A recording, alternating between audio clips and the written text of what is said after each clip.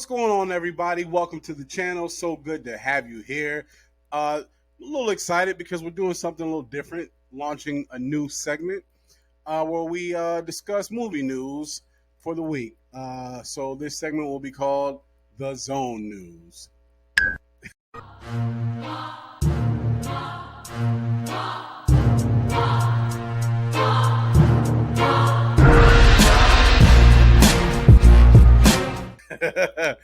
Whatever. You can leave in your comments what you think of the title, but it's something new. And what we're going to do is during this segment talk about all things that have occurred over the last week, what's upcoming that we know about up to this point. My hope is I can report to you guys on a regular basis, but for now, this will be a weekly segment. And yeah, so let's dive right into it. The Zone News. So first thing, let's discuss the Hollywood box office in general. So it's 3 years removed since COVID, and when everybody was in the house, and as you all know, the movie industry has struggled. But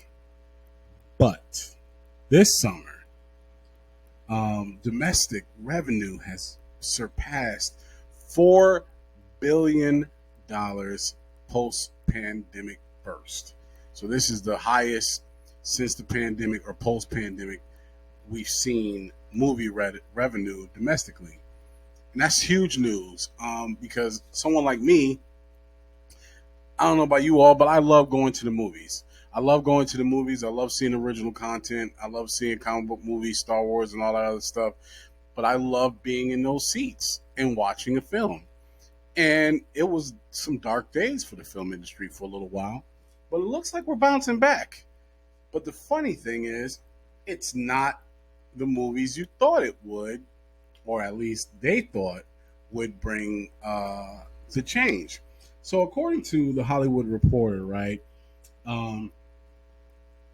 we had a great ending to the summer with The Equalizer 3, which I have not seen yet. And I'm working on it, y'all, because Denzel's my guy, and The Equalizer I love. I've just been so busy, but I'm going to get to it because I want to share my thoughts with you all. But with that being said, so The Equalizer has wrapped up the summer with a $42.3 million 4-day opening. Second biggest Labor Day launch behind Marvel Shang-Chi, right, which was, yikes, $94.7 million. But, Marvel. But this holiday usually isn't for tentpole movies, right? According to the article, Shang-Chi was one that was different, but still, 42.3 million. That is the biggest opening for the Equalizer trilogy. So Denzel comes in like a wrecking ball. I came in like a wrecking ball. He's the hero that he is, and he has pushed the domestic total for movies this summer over the $4 billion mark with his $42.3 million taken. Now, that says a lot for, again, just 3 years removed from the pandemic. And it was fueled by movies that you didn't think. Indiana Jones, The Flash. These movies were supposed to be the big dogs that made all the money. But instead it was Barbie and Oppenheimer that really, truly drove this summer's box office. So I'm excited about that because, that's original content. And original content, just like previous years, what we've seen now is people, even though people want to see comic book movies and sequels and things like that, original content is still worth going to see. So yeah, good for you, Barbie and Oppenheimer. Now, with that being said, a movie that I loved, I enjoyed very much, and I kept hoping and praying that people would go see was Blue Beetle. Which was number 3 for the Labor Day box office and estimated a 4-day gross of $9.2 million. making its domestic toll $485 million. That's great. So good job, Blue Beetle. See, word of mouth. Good movie. If you haven't seen it yet, check it out. So, anyways, Oppenheimer, Barbie, and many other movies have seen success this summer and has pushed the box office revenue to $4 billion. Oh, you know what another sleeper was this summer, which I haven't seen yet, and I didn't even go see it. The what was the name of the movie? Sound of Freedom. I need to go see that because that was another movie that was a sleeper that has done very well. So I need to check that out. But $4 billion. Here we go. Hollywood summer blockbusters apparently is back, and that's what's up. Because I missed the movies. I'm glad. So, have you do me a favor? Put in the comments below. What are your thoughts about how the box office has done? I'm really excited because I love the movies, and the threat of ever not being able to go to the movies really bothers me. So I'm glad Hollywood is seeing some success. Of course, now we have the writers' strike and the SAG strike, which definitely puts a damper on things. But you know what? Y'all get what you deserve. Get your money, people. Do your thing. Because I'm an actor, and I want to be paid for, fairly for what I do. So I'm with y'all. I'm a writer too. So, but with that being said, hopefully, we can get back to doing things. I believe AMC worked out a deal where they can start filming again, and hopefully other studios follow suit. So, with that being said, next topic. I Am Legend 2. Now, there's not a lot of news out here, but I'm a little intrigued by this because I Am Legend 1 ended in a way where there shouldn't be an I Am Legend 2. But then they, did the alternate scenes where his character, Will Smith's character, lives. And everyone after seeing that was like, well, why wasn't this the original ending? So apparently the creative team behind that movie got the message because they are putting out a part 2 and it is based on the alternate ending, not the original ending that came out in theaters. Make that make sense to me when we see the movie, but right now that does not make sense. You put out a crappy ending and then you showed the better ending, and now you want us to forget that you put out that crappy ending? Maybe you'll make it make sense in the theaters. I hope you do. But with that being said, I'm actually looking forward to seeing I Am Legend 2. Not a whole lot of information out about the movie, but Michael B. Jordan is in it alongside Will Smith, and it is going to take place, like I said, after the alternate ending aired, and apparently The Last of Us inspired the writers of this movie, and so they are taking some direction and inspiration from The Last of Us for the I Am Legend sequel. Some things need to be left alone. No! But I personally thought that I Am Legend deserved a sequel. It's a really good movie, and if they follow the books, then you could see why it would get a sequel. So, yeah, I'm looking forward to I Am Legend. And what are y'all thoughts? Put in your thoughts below.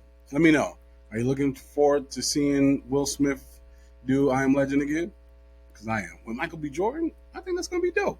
Anyways, leave your comments. Let me know your thoughts. All right, next. One Piece reviews. Now, in full transparency, my son and I have not completed the series yet. Our hope is to complete it sometime very soon so we can give you our review. Each episode is an hour long, and with everything that we do, investing 9-10 hours in the series, as of right now, I don't have the time. But Hopefully one day I can. But we are pretty close to finishing, and our hope is that we'll finish here soon. But with that being said, I did want to go over some reviews of One Piece with you all and see what your thoughts are. So the reviews are actually relatively positive. There's some bad reviews, but it's kind of mixed. But I feel like it's more on the positive side than the negative side. And I'd love to hear what your thoughts are. So, a couple of reviews. Let's see here. Here's one. David O.B. from Empire Magazine said it's fun, quirky adaptation that One Piece fans and newbies alike deserve. Fair enough. Mike Hell says to an even greater extent than the Netflix Cowboy Bebop, the Netflix One Piece feels bland and generic. Okay, so that's not a positive. Ooh. Pramit Churchery says Netflix One Piece is a horrible show. It's essentially a Cliff Notes version of the anime that thinks it is being over the top and eccentric by shoving the camera into the faces of the actors. Now, I will say this: I've heard a couple complaints or reviews where people are saying it's too much like the anime.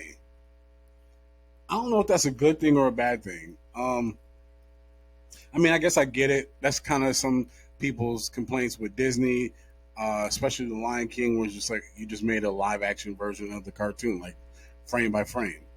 Okay, but in my opinion, I think seeing this live action be close to the anime is a good thing because it really truly captures the soul of the animation, the anime series, and it definitely is showing like all the biggest things that One Piece has gone through, at least in its first season, but in a good way. So I kind of disagree. I don't think it's generic. I think it's a great live action version of the animation. So here's another one. This is it. Joshua Rivera from Polygon says this is a real treasure to be found here, a genuine celebration of Ichiro Oda's work just under the surface of these 8 episodes. Maybe we'd see it if the show came from anywhere else. Okay, so it's actually good, but you got to dig through the fact that it's on Netflix. Okay. One Piece. Jonathan Wilson says One Piece sets a new gold standard for live action adaptations of beloved anime classics. So, again, overall, is it mind-blowing good according to the critics? No, but it's one thing for sure. It's apparently a great adaptation of the anime, almost too close apparently for some to the source material. Now, as I said in my review before, and I'll give my full review, my son and I have enjoyed it. We have our issues with it, but it's not to the point where we think it's a bad adaptation at all. We're enjoying it very much, but I get it. I see what people are saying.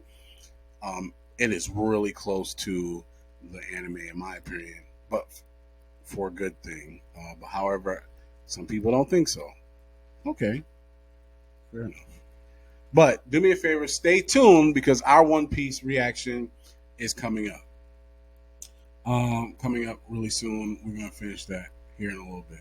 With that being said, that's it for the Zone News. I'm keeping it short and sweet for the first one, but going forward, it'll be longer and more detailed with more information. But for now, we're going to keep it short and simple. Let me know what you think of the new segment, and do me a favor. As always, if you like the content, click that like button, click the subscribe button so you can get more, and do me a favor and share with others. We're doing some great things here. Hey, I appreciate you stopping by. Until the next one. Peace.